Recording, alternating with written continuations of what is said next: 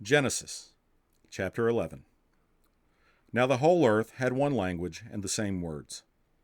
And as people migrated from the east, they found a plain in the land of Shinar and settled there. And they said to one another, Come, let us make bricks and burn them thoroughly.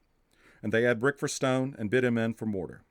Then they said, Come, let us build ourselves a city and a tower with its top in the heavens, and let us make a name for ourselves, lest we be dispersed over the face of the whole earth. And the Lord came down to see the city and the tower which the children of man had built. And the Lord said, Behold, they are one people, and they have all one language, and this is only the beginning of what they will do. And nothing that they propose to do will now be impossible for them. Come, let us go down and there confuse their language, so that they may not understand one another's speech. So the Lord dispersed them from there over the face of all the earth, and they left off building the city. Therefore its name was called Babel, because there the Lord confused the language of all the earth, and from there the Lord dispersed them over the face of all the earth. These are the generations of Shem. When Shem was 100 years old, he fathered Arpachshad 2 years after the flood.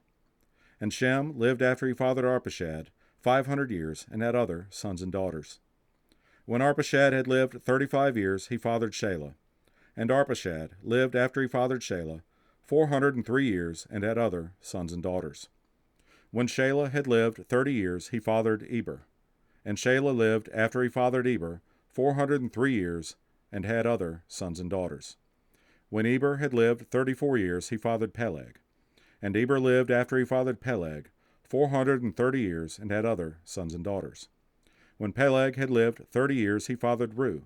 And Peleg lived after he fathered Reu 209 years, and had other sons and daughters. When Reu had lived 32 years, he fathered Serug. And Reu lived after he fathered Serug 207 years, and had other sons and daughters. When Serug had lived 30 years, he fathered Nahor. And Serug lived after he fathered Nahor 200 years, and had other sons and daughters. When Nahor had lived 29 years, he fathered Terah. And Nahor lived after he fathered Terah 119 years, and had other sons and daughters. When Terah had lived 70 years, he fathered Abram, Nahor, and Haran. Now these are the generations of Terah. Terah fathered Abram, Nahor, and Haran fathered Lot. Haran died in the presence of his father Terah, in the land of his kindred, in Ur of the Chaldeans. And Abram and Nahor took wives.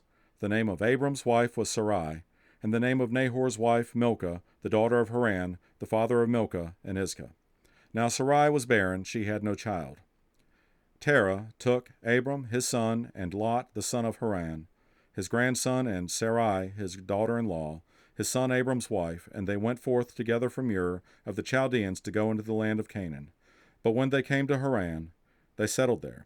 The days of Terah were 205 years, and Terah died in Haran.